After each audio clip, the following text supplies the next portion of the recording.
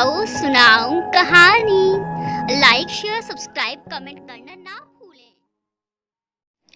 आप देख रहे हैं प्यार का एहसास एपिसोड 2।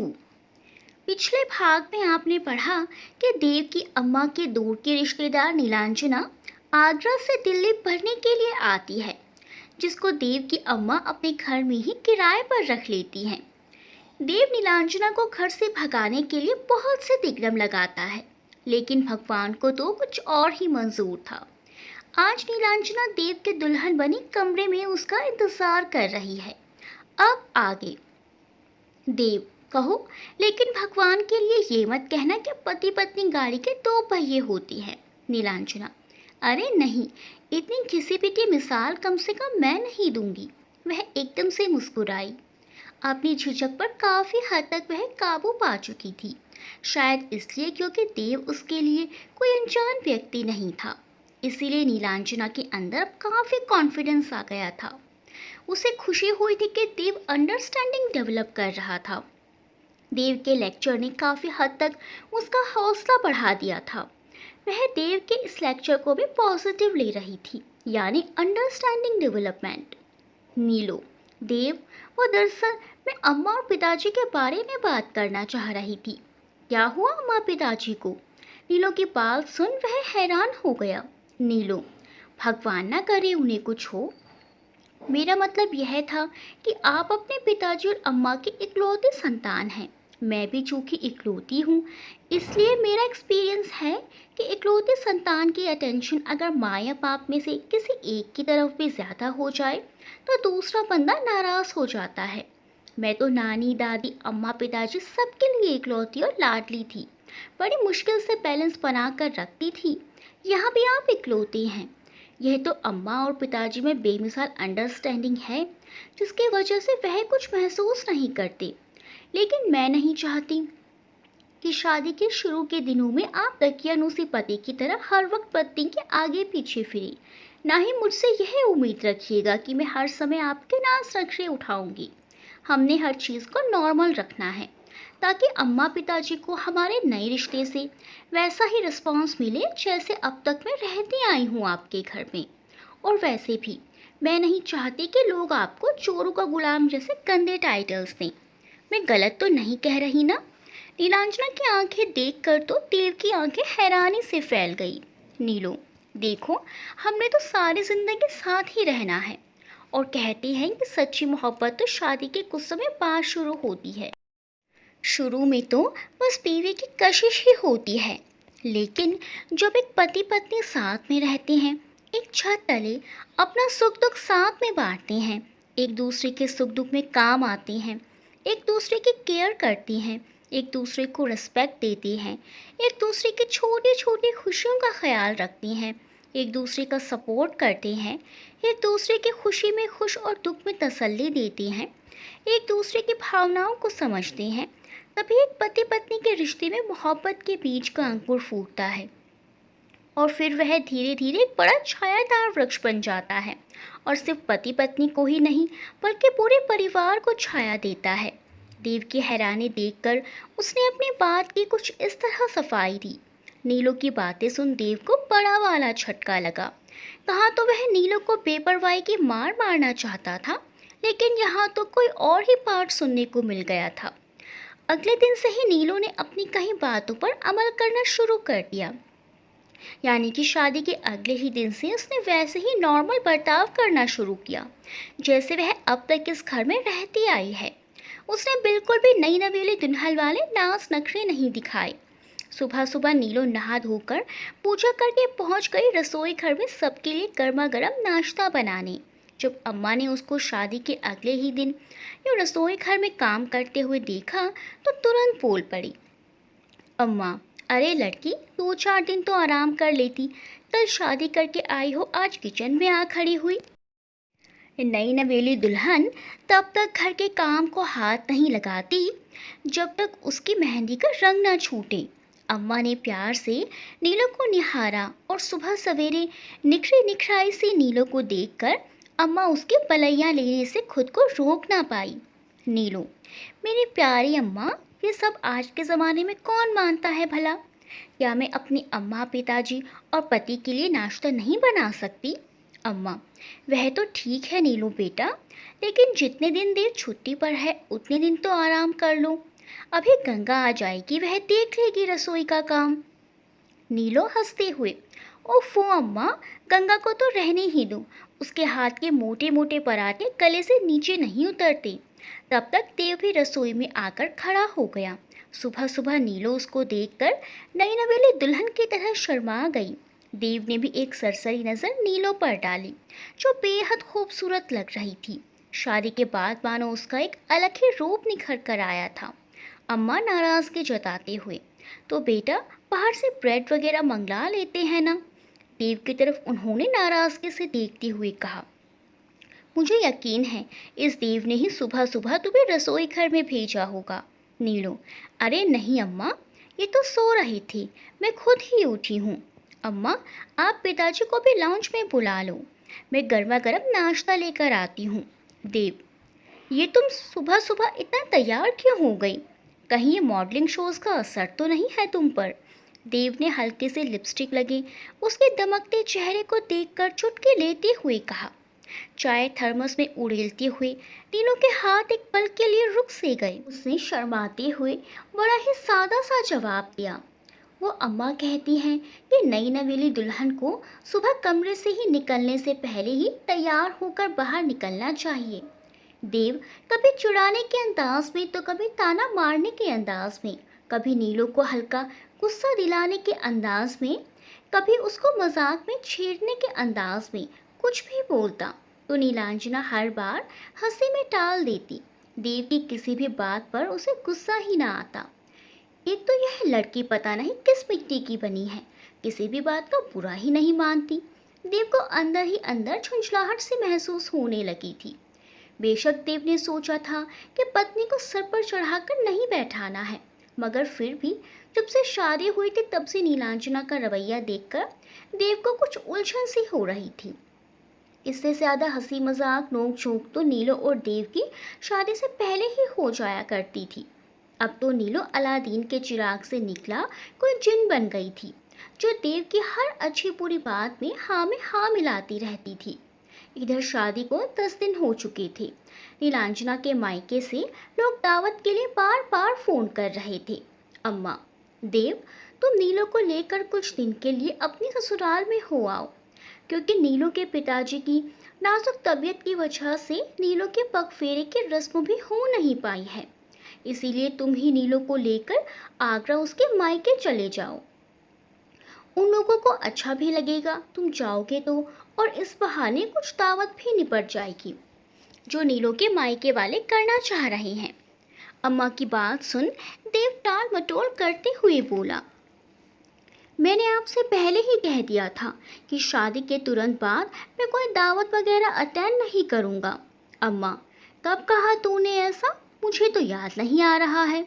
देव: अरे अम्मा, आप भूल गई, मैंने कहा था। देखो ना अम्मा, अभी तो शादी की थकावट भी दूर नहीं हुई है, और ऊपर से आने वाले दिनों में मेरी बहुत ख़ास क्लाइंट्स के साथ एक बड़ी इम्पोर्टेंट मीटिंग है, मुझे वो भी देखनी है। अम्मा: अरे बेटा, वो सब तेरे पिताजी संभाल लेंगी, तो टेंशन क्यों लेता है? अभी नई नई शादी हुई है, थोड़ा घूम फिर, पत्नी के साथ समय बिता, ये दिन फिर वापस नहीं आने वाले। देव: नहीं नहीं अम्मा, मैं अभी कहीं नहीं जा सकता हूँ। अम्मा: वैसे बेटा, मैं कई दिनों से तेरे रंग ढंग देख रही हूँ, खुद तो पता नहीं कहाँ कहाँ घूमता फिरता रहता है। तब तो तुझे कोई मीटिंग याद नहीं आती, पर नीलो के साथ कहीं जाने को कहो तो नखरे करने लगता है। मैंने तो सोचा था पत्नी आ जाएगी तो तुम थोड़ा सुधर जाओगे। वो तो बेचारी नीलो बच्ची सीधी सादी है, अगर उसकी जगह कोई और होती तो अब तक कान पकड़कर रास्ते पर ले आती तुम्हें। देव: हाँ अम्मा, नीलो को अब इतना भी सीधा मत समझो, और वैसे भी वह खुद ही परेशान है, कहीं आने जाने का उसका खुद भी अभी दिल नहीं है। देव ने नीलो के ऊपर पार डालकर खुद का बचाव करते हुए कहा। अम्मा: बेटा, वह एक अच्छी पत्नी है, पति के तेवर खूब पहचानती है, तो हर समय तो जब भी देखो उस पर अपनी हिटलरगिरी झाड़ता है। इस पे वह बच्ची क्या करेगी बेचारी? देव ने अपनी हार मानते हुए कहा। अच्छा अम्मा ठीक है, फिर हम अगले महीने चले जाएंगे। अम्मा, ना मेरा बेटा, अगले महीने ही क्यों, अगले साल चले जाना गोद में बच्चा लेकर शादी की दावतें खाने। अम्मा कहकर बड़बड़ाते हुए उठ गई। पर अम्मा के इस बात पर देव को इतनी हंसी आई कि वह हंसते हंसते लोटपोट हो गया। अम्मा भी बड़ी स्ट्रेट फॉरवर्ड हो गई हैं गोद में बच्चा लेकर। देव की अम्मा की इस बात पर दिल खोल कर हंसा। एक दिन रात में जब देव अपने कमरे में गया तो नीलांजना ने उसे टोकते हुए कहा, सुनो देव, मुझे डॉक्टर के पास जाना है। दूध पीते हुए देव को बड़े जोर की खांसी आ गई। नीलो, ओहो क्या हो गया, कपड़ों पर दूध छलक गया देखो। नीलो ने देव के हाथ से दूध का कप लेते हुए कहा। देव, नहीं कुछ नहीं, तुम अभी क्या कह रही थी। देव ने नीलो की डॉक्टर के यहाँ जाने वाली बात दोबारा सुननी चाहिए। नीलो, अरे मुझे डॉक्टर अलका से अपॉइंटमेंट लेनी है, आप मुझे बता दो आप कब फ्री हो, फिर मैं उसी दिन की अपॉइंटमेंट लूँगी। नीलो ने टिश्यू बॉक्स देव की तरफ बढ़ाते हुए पूछा। देव सब कुछ आते हुए, वो तुम अम्मा के साथ चले जाओ, ऐसे मामलों में ऑटो का जाना ज़्यादा सही होता है। नीलो, कैसे मामलों में। देव की इस बात पर नीलो की आंखें फैल गई। वह समझ गई कि देव क्या कहना चाह रहा है। नीलो, देव, मैं गायनोकोलॉजिस्ट के पास जाने के लिए नहीं कह रही हूँ। देव की इस बात पर नीलो शर्म से लाल हो गई। देव, तो और कहाँ जाना है। नीलो, देव मुझे स्किन स्पेशलिस्ट के पास जाना है। देखो तो एलर्जी हो रही है मेरे फेस पर। शर्माते हुए, पता नहीं किसके साथ समय बिताते हो जो ऐसी उल्टी सीधी बातें आपके दिमाग में आती हैं। देव भी थोड़ा शर्मा गया इस बात पर। उधर अम्मा की बात सही साबित हुई। शादी को 3-4 महीने गुजर चुके थे, लेकिन देव अपने ऑफिस के कामों में कुछ ज़्यादा ही बिजी रहने लगा था। नीलू बेचारी उसके साथ समय बिताने के लिए तरसती रहती, लेकिन वह कर भी क्या सकती थी। देव ने शादी की पहली रात ही उसे नई नई रूल्स की लंबी चौड़ी लिस्ट जो थमा दी थी। इसीलिए अब नीलो ने भी मन मार कर खुद को घर के कामों में ही व्यस्त कर लिया था। बीच में उसका एक चक्कर भी लगा था मायके का, इसलिए, लेकिन उस समय भी देव के ऑडिटर्स आए हुए थे। इस कारण वह अकेली ही गई और अकेली ही वापस आ गई। वैसे तो उसको अकेले सफ़र करने की आदत थी, लेकिन फिर भी शादी के बाद उसे यूँ अकेले आना जाना कुछ अजीब सा लगा। पहली बार नीलांजना ने देव के उसके प्रति रवैये को डिटेल से जांचा। लापरवाह और खड़ूस, बस यही दो शब्द मिले नीलो को देव के व्यक्तित्व पर जो सूट कर रहे थे। वह शादी के पहले भी नीलो के साथ ऐसा ही था और अब भी, जैसे नीलो के उसके जीवन में आने से कोई फर्क ही नहीं पड़ा। पता भी कैसे, देव की आंखों पर उसके दोस्तों के द्वारा दिए गए पत्नी को भाव न देने के उल्टे सीधे आइडियाज़ का चश्मा जो चढ़ा हुआ था, जो उसको नीलो की आंखों में अपने लिए बसे प्यार को देखने ही नहीं देता था। नीलो अब मायूसी से घिरने लगी थी। उसने देव को कुछ ना कहने का इरादा तो उसी दिन कर लिया था, जब पहली रात देव ने अपनी पसंद नापसंद की लिस्ट उसके सामने रख दी थी कि उसके साथ किसी भी मामले में ज़बरदस्ती ना की जाए, क्योंकि उसे बिल्कुल बर्दाश्त नहीं कि कोई उसके साथ ज़बरदस्ती करे। हालांकि ये बात भी है कि देव को भी अपने शादीशुदा जीवन में खालीपन का एहसास होने लगा था। न कोई प्यार, न तकरार, न नोक झोंक, न नाज, न नक्शा, न गुस्सा, न नाराज़गी। आखिर यह कैसी पत्नी थी। पत्नियों के सताए हुए उसके दोस्तों के घर से जब कभी पत्नी का फ़ोन आता, उनके पत्नियों के अंदाज में शिकवा, शिकायत, नोक झोंक, प्यार मोहब्बत के सभी रंग देखने को मिलते। ये वही दोस्त थे जिन्होंने देव को पहली रात में पत्नी को सर पर ना बैठाने के आइडियाज़ दिए थे। देव उनको देखकर अब सोचता कि हाथी के दांत खाने के और दिखाने के और। दूसरी तरफ उसकी पत्नी नीलो मात्र एक मशीन, एक रोबोट थी। नाश्ता, खाना, डिनर परफेक्ट, कपड़े एकदम तैयार, अम्मा पिताजी की एक आवाज़ पर उनके सामने खड़ी मिलने वाली, पति से भी कभी कोई शिकायत ना करने वाली, घर की रौनक। लेकिन बेडरूम में यूं रहती जैसे देव के कोई दूर के रिश्तेदार हो। देव भूल गया था कि उनके रिश्ते में दूरी की ये लकीर खुद उसकी ही मर्जी से खींची गई थी, लेकिन इस बात को भूलकर वह अपनी शादीशुदा जिंदगी से ऊब गया था। नीलो फिर से कुछ दिन के लिए अपने मायके चली गई। उसे अपनी नानी दादी की याद सता रही थी। उसके जाने से अम्मा और पिताजी तो उदास से हो गए। हमारे घर की तो रौनक ही चली गई है। पिताजी और अम्मा दिन में कई बार ये बात दोहराते। अम्मा, नीलू बड़ी प्यारी बच्ची है, कैसे खींच खींच कर हमें कमरे से बाहर निकालती थी। कहती थी आप दोनों लॉन्ज में आकर बैठो, आप दोनों के बिना मेरा मन नहीं लगता। दरअसल उसे अपने दिल का नहीं बल्कि हमारे दिल का ख्याल होता था कि हम दोनों बाहर निकलेंगे तो हमारी बीमारियों की तरफ से हमारा ध्यान हट जाएगा। पिताजी, हाँ सही कह रही हो देव की अम्मा, बुढ़ापे का ख्याल भी तो अकेलेपन में और ज़्यादा बढ़ जाता है। देव उन दोनों की बातें सुनी अनसुनी करके चैनल बदलता रहा।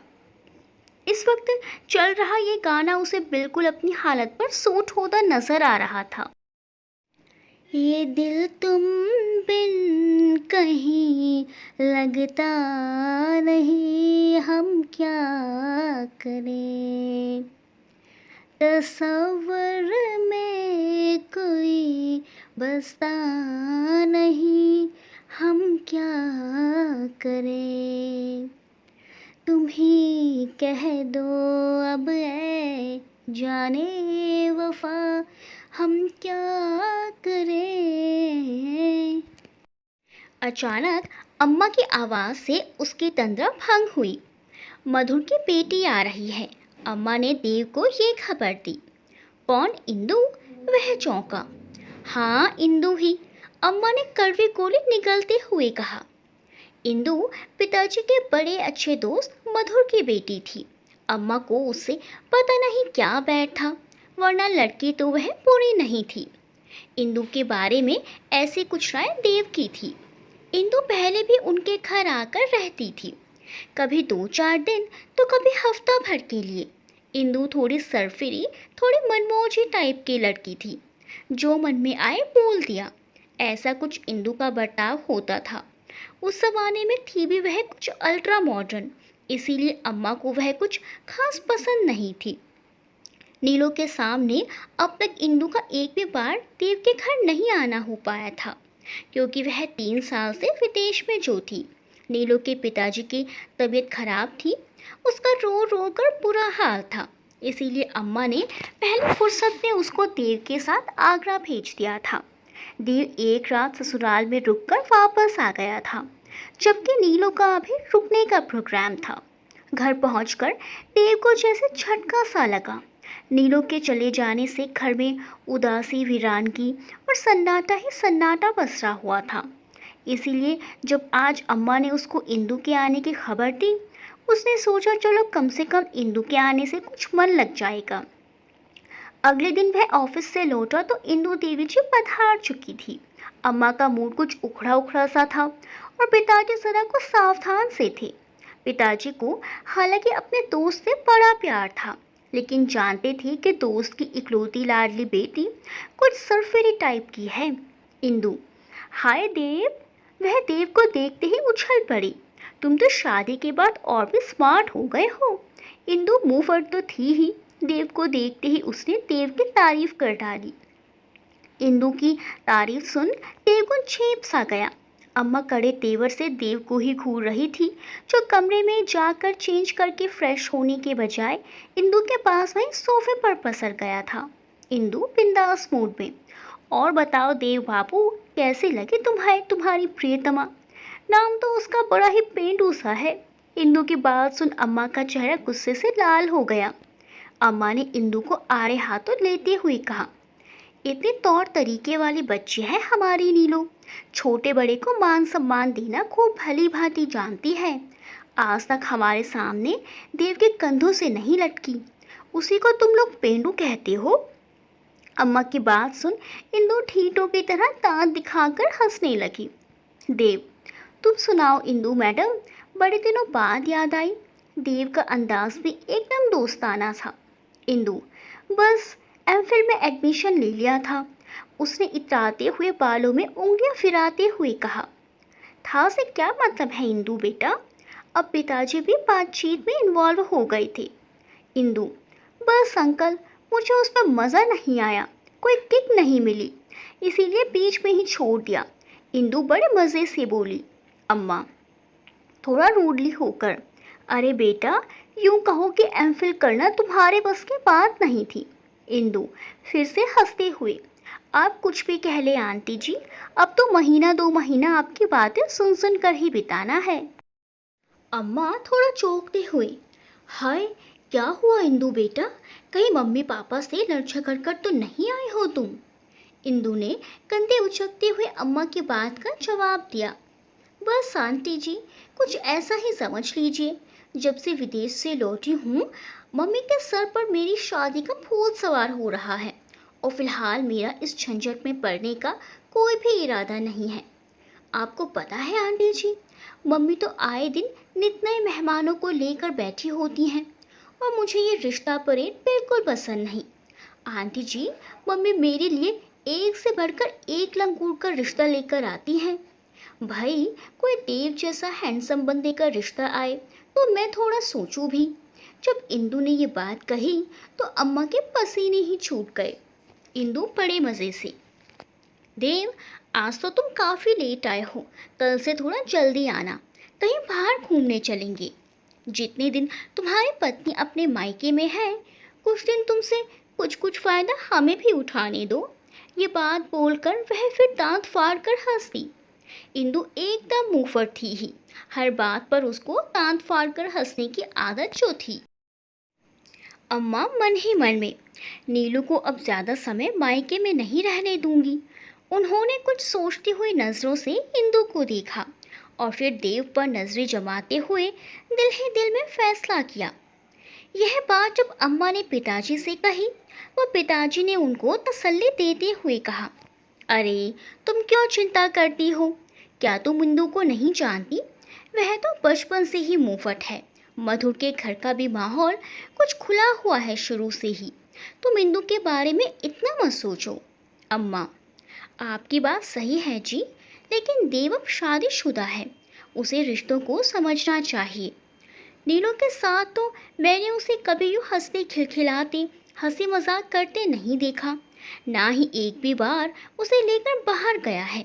लेकिन जब से इंदु आई है, उसके साथ आए दिन बाहर होटलिंग के लिए जा रहा है। अम्मा को अब देव की बड़ी चिंता सताने लगी थी। ना जाने इंदु घर से क्या सोच कर आई थी। उस दिन भी रात के 1 बज रहे थे और वह दोनों बाहर से वापस नहीं लौटे थे। आज सिरी फोर्ट ऑडिटोरियम में किसी बड़े सिंगर का कॉन्सर्ट था, जिसके पास भी देव ही लेकर आया था। अम्मा, मैं मधुर और मालिनी को फ़ोन करूंगी आज। इतने दिन हो गए हैं बेटी को आए हुए और माँ बाप को कोई फिक्र ही नहीं। अम्मा सोचते हुए उठ खड़ी हुई, तभी देखा बाहर से हॉर्न बज रहा था। हॉर्न सुनकर अम्मा बड़बड़ाई, लगता है वापस आ गया है साहब बहादुर। फिर अगले दिन अम्मा ने इंदु की मम्मी मालिनी को फ़ोन किया तो वह और ही विपदा सुना रही थी। मालिनी, बहन, क्या बताऊँ आपसे, मैं तो इस लड़की से बहुत ही ज़्यादा परेशान आ गई हूँ। एक तो बीच में ही अच्छी खासी एमफिल छोड़कर वापस आ गई है, ऊपर से इतना अच्छा भला रिश्ता आया था, लड़का अच्छी पोस्ट पर था, पढ़ा लिखा, फैमिली भी अच्छी थी, लेकिन इतना ज़्यादा खूबसूरत नहीं था। बस आप तो जानते ही हो इंदु का स्वभाव, इस पर वह अड़ गई। इसके पापा ने समझाना चाहा तो बैग बांधकर आपके यहाँ चली आई। हमने भी सोचा ज़रा हवा बदलेगी तो दिमाग सेंटर में आ जाएगा इसका, शायद फिर कोई सही फैसला कर सके। अब मालिनी की बात सुन फ़ोन बंद करके अम्मा तो सर पकड़ कर बैठ गई। अगले दिन भी दोनों लेट ही लौटे। इंदु, देव, आज बहुत मज़ा आया। ये बताओ यार, तुम्हें इतने जोक्स कैसे याद रहते हैं? अम्मा और पिताजी अपने कमरे में सोने के लिए जा चुके थे। घर में सन्नाटा पसरा था। देव सोफे पर ही लेटा टीवी ऑन करके बैठ गया, जबकि वह पास में ही कुशन पर गिर गई। सैंडल पहनने से लाल हुए पैरों को दबाते हुए वह देव को सराह रही थी। देव, हाँ यार, मज़ा तो बहुत आया, लेकिन आज थकावट को ज़्यादा हो गई है। मैं एक बार अम्मा और पिताजी को देख लूँ सो गए कि नहीं, फिर सोने जा रहा हूँ। खाना नहीं खाओगे? नीलू ने बेडरूम से निकलते हुए पूछा।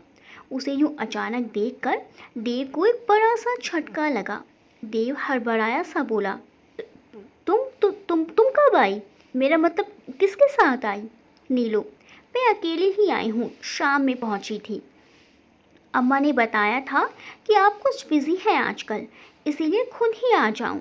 हालांकि नीलू ने यह बात बड़े ही नॉर्मल अंदाज में कही, फिर भी उसकी बात सुनकर देव को थोड़ी शर्मिंदगी हुई। अम्मा ने परसों देव से कहा भी था कि बड़े दिन हो गए नीलू को मायके गए हुए, अब तुझे उसको लेकर आ जाना चाहिए। लेकिन अम्मा की बात देव अनसुनी करके चला गया। नीलू, ओह, आप शायद इंदु हैं। नीलू ने खुश होते हुए इंदु से हाथ मिलाया। इंदु भी उसे बड़ी गर्मजोशी से मिली। इंदु, वाओ देव, तुम्हारी पत्नी तो तुमसे भी ज़्यादा चार्मिंग है।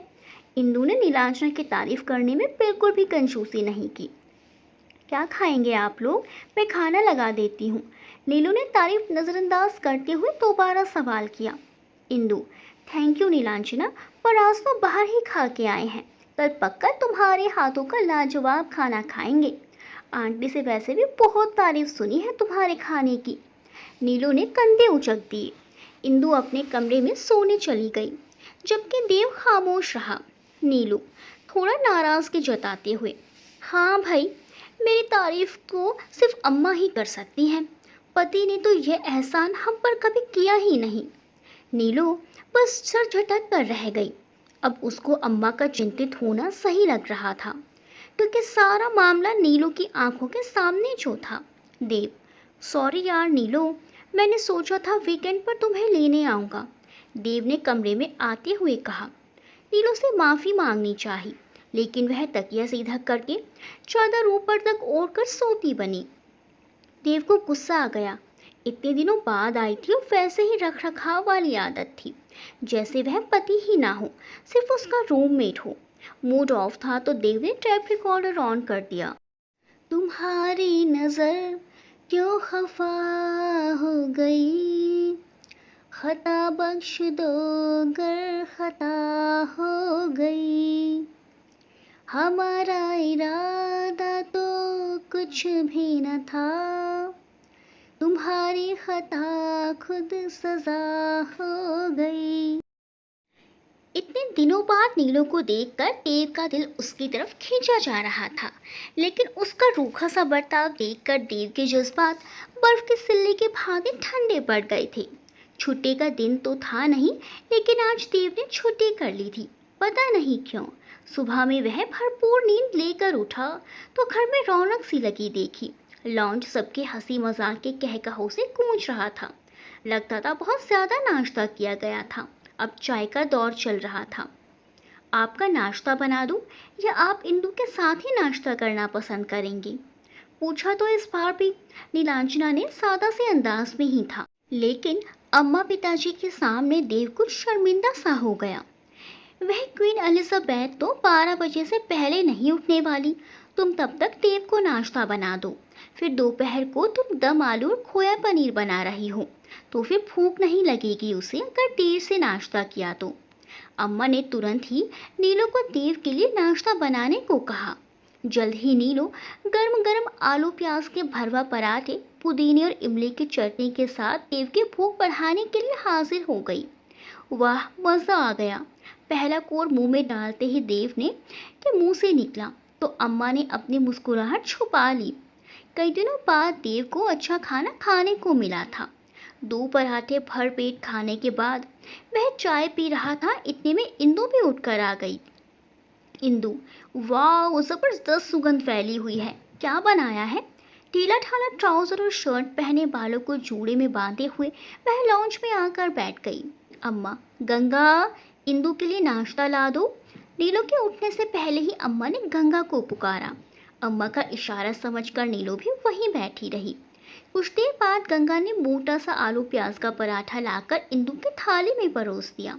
इंदु मुंह बनाते हुए, खुशबू तो अच्छी है लेकिन बहुत ऑयली और हैवी है, मैं नहीं खा पाऊंगी ये। गंगा, मुझे ब्रेड और बॉइल्ड एग्स ला दो। घी में तरबतर पराठे ने तो इंदु की भूख ही खत्म कर दी थी।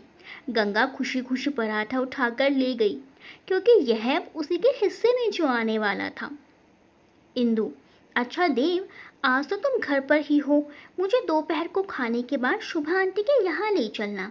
कई दिन से फ़ोन कर रही हैं। अम्मा ने चौंक कर इंदु को देखा। फिर उसका प्लान चौपट करने के लिए उन्होंने तुरंत ही तरकीब लगाते हुए कहा, अरे हाँ, मैं भी काफ़ी समय से शुभा से नहीं मिली हूँ। कई दिनों से सोच ही रही थी कि मिलने जाऊँ, पर नीलू भी यहाँ नहीं थी, इसीलिए मेरा जाना हो ही नहीं पाया। चल इंदु, मैं भी तेरे साथ ही चल लूँगी। अम्मा ने देव के जवाब देने से पहले ही पूरा प्रोग्राम सेट कर लिया। इंदु, अरे नहीं नहीं आंटी, आप कहाँ टैक्सियों में धक्के खाएंगी। थोड़ी देर की ही तो बात है, मैं देव के साथ चली जाऊँगी। अम्मा, अरे देव को तो आज नीलो को लेकर बाजार जाना है। ग्रॉसरी का सामान भी खत्म हो रहा है और नीलो ने कुछ कपड़े वगैरह भी लेने हैं। उनको छोड़ो, और वैसे भी इतने दिनों बाद पत्नी मायके से आई है। आज का दिन तो उन्हें एंजॉय करने दो। अम्मा ने यूं कहा जैसे दोनों पति पत्नी के बीच का रिश्ता खासा रोमांटिक हो। देव इस सारी बातचीत के बीच में खामोश था। अम्मा के बात पर उसने एक नज़र नीलू के चेहरे पर डाली, जो यूं अखबार में डूबी थी जैसे दुनिया में उससे ज़्यादा कोई ज़रूरी काम ना हो। देव ने ठंडे सांस भरते हुए सोचा, इसके लिए तो घर के कोने कोने की सफाई, अचार, मुरब्बे, चटनियाँ या फिर पिताजी की किताबों वाले अलमारी की सफाई से फुर्सत ही नहीं मिलती। देव यह बात कतई भूल गया था कि नीलू ने खुद को आखिर देव की पसंद नापसंद के अनुसार ही तो ढाला है। जैसे कि देव ने पहली रात में कह दिया था कि उसे लड़कियों की शॉपिंग में कोई इंटरेस्ट नहीं है। फिर नीलू किस मुंह से देव को कहती कि शॉपिंग चलना है। देव ये बात बार बार भूल जाता था। लेकिन अम्मा भी कुछ कम ना थी, उन्होंने अपना फैसला मनवा कर ही छोड़ा था। देव को नीलू के साथ सामान के लिस्ट के साथ मार्केट भेजकर वह खुद इंदु को शुभा आंटी के यहाँ ले गई थी। ग्रॉसरी की शॉपिंग का तो देव को कोई एक्सपीरियंस ही नहीं था, और उसके बाद नीलू के कपड़ों की शॉपिंग के दौरान भी वह नीलू को एक दुकान से दूसरी दुकान तक लेकर गया। नीलू खुद ही कपड़े पसंद करती और खुद ही रिजेक्ट कर देती। कई बार देव का दिल किया कि नीलू उसकी राय मांगे, बल्कि एक दो सूट तो देव को पसंद भी आ गए थे, लेकिन नीलू ने खुद ही सारी खरीदारी कर ली। यह लड़की कुछ ज़्यादा ही आत्म केंद्रित है, एकदम ईगो से भरी हुई। नीलू को लेकर यह देव की आखिरी राय थी। यह बात और थी कि इस बार अम्मा को भी नीलू की शॉपिंग एक आंख नहीं भाई। अम्मा, यह क्या हल्के हल्के रंग उठा लाई हो? नई नई शादी है, तेज रंग के कपड़े लेने चाहिए थे। नीलांजना, अरे नहीं अम्मा, अब कहाँ नई शादी, इतने महीने तो हो गए हैं, कहकर वह मुस्कुराई। अम्मा, महीने हुए हैं, साल तो नहीं। मेरे स्वर्गवासी सास ने तो सालों तक मेरे हाथ के मेहंदी तक नहीं उतरने दी थी, और तुमने शादी के बाद दोबारा अपने हाथ सजाए ही नहीं मेहंदी से। थोड़ा अच्छे से रहा कर मेरी बच्ची, अम्मा ने प्यार से उसका गाल थपथपाते हुए कहा।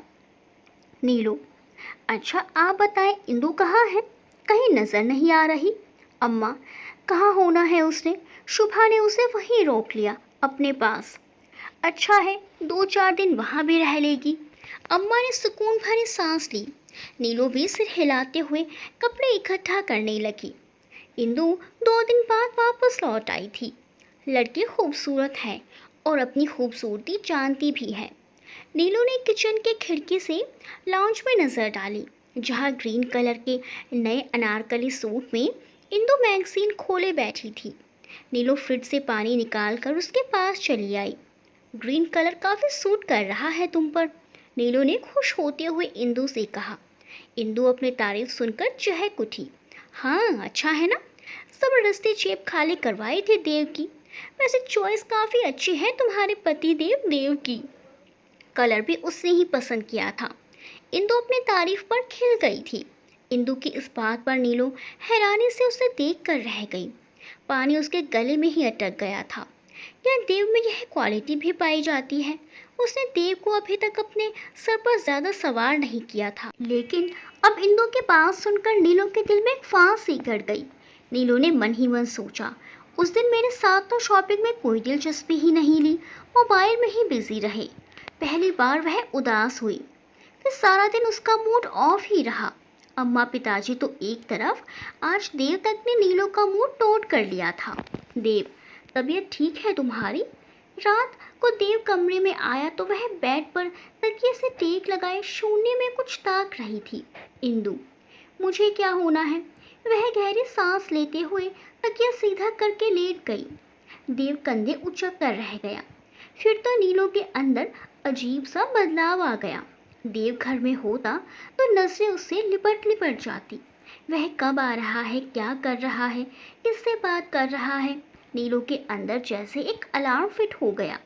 जब मैं देव को नीलो की तरफ देखती, उसके अलार्म के झट से घंटी बज उठती।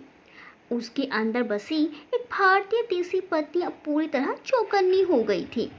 आखिर हो भी क्यों ना, वह उसका पति था, कोई बेजान चीज तो नहीं कि जो वह दूसरे के हवाले कर देती। इधर जैसे ही इंदु देव के साथ कोई प्रोग्राम बनाती, उधर नीलो झट से मामला चौपट करने आन पहुंचती। कुछ दिनों तक देव ने नोट नहीं किया, लेकिन आखिरकार जब देव ने नीलो में आए इस बदलाव को नोटिस किया तो वह भी हैरान था। उसके दिल में भी अब प्यार के अंकुर फूटने लगे थे। सुबह जब वह नाश्ता करने के लिए नीचे आ रहा था तो सीढ़ियों से आते हुए अपनी ही धुन में वह गुनगुना रहा था। पहला नशा, पहला खुमार, नया प्यार है, नया इंतजार, कर लूं मैं क्या अपना हाल, है दिले बेकरार, मेरे दिले बेकरार, तू ही बता। पहला नशा, पहला खुमार। अब नीलो भी इंदु के साथ बातों ही बातों में वह अपना और देव का रिश्ता और बॉन्डिंग जताने लगी थी। उसे महसूस होता कि देव का ध्यान किसी और तरफ है तो झट से रास्ता साफ देखकर इंदु से कोई ना कोई छूट कर डालती। कल की ही बात थी। लाइट ब्लू कलर के स्टाइलिश सिल्क के डिज़ाइनर सूट में वह बड़े मगन से अंदाज में देव के कपड़े प्रेस कर रही थी। काफ़ी दिनों बाद बड़ा दिल लगाकर तैयार हुई थी कि इंदु भी तारीफ किए बिना ना रह सकी। कहीं जाने की तैयारी है क्या? बड़ी स्मार्ट लग रही हो, इंदु ने दिलचस्पी से उसे देखते हुए पूछा। नीलो, नहीं यार, बस आज देव कह कर गए थे, सुबह की ये सूट अभी तक क्यों नहीं पहना? अपनी पसंद से दिलवाया था उन्होंने। उसने बड़े प्यार से देव की शर्ट के सलवटें टूर करते हुए कहा। तो बाहर से आता देव वहीं दरवाजे के ओर पे रुक गया। हाँ, चॉइस तो कमाल की है देव की, इंदु ने भी बड़े दिल से माना। इंदु, लेकिन नीलो, एक बात कहूँ, मगर तुम माइंड ना करना, तुम दोनों कुछ खिंचे खिंचे से रहते हो, मैंने अक्सर नोट किया है। आखिर वह भी अपने नाम इंदु थी, बाल की खाल निकालने खड़ी हो जाएगी। नीलो को इसका बिल्कुल भी अंदाज़ा नहीं था। एक लम्हे को तो वह गड़बड़ा गई। मन ही मन में खूब ताव आया उसको देव पर कि उसकी वजह से उसे सफाई देनी पड़ रही है। पर नीलो ने भी नहले पर दहला मारते हुए दांव मारा। हाँ इंदु, आजकल देव सच में मुझसे कुछ नाराज़ हैं। दरअसल उन्होंने 2-3 बार हनीमून के लिए छुट्टी अप्लाई की ऑफिस में, लेकिन हर बार मेरी ही वजह से प्रोग्राम कैंसिल करना पड़ता है। अभी तुम्हारे सामने मेरे पापा की तबीयत की वजह से मैं मायके चली गई थी, और फिर यहाँ अम्मा और पिताजी भी बिल्कुल अकेले रह जाएंगे हमारे जाने से। बस इसी वजह से मैं देव को हमेशा नाराज़ कर देती हूँ। नीलू ने ये झूठ बड़े ही हक से बोला। अब इतना झूठ तो किसी भी पत्नी का हक हो सकता है। दोस्तों, क्या इंदु के आने से देव और नीलो के बीच पनप रहा प्यार हवा हो जाएगा, या इंदु का उनके घर आना नीलो और देव को और करीब ले आएगा? अपनी राय कमेंट सेक्शन में ज़रूर बताएं। वीडियो को लाइक करना बिल्कुल ना भूलें। मिलते हैं अगली वीडियो में कहानी के अगले भाग के साथ। तब तक के लिए बाय बाय।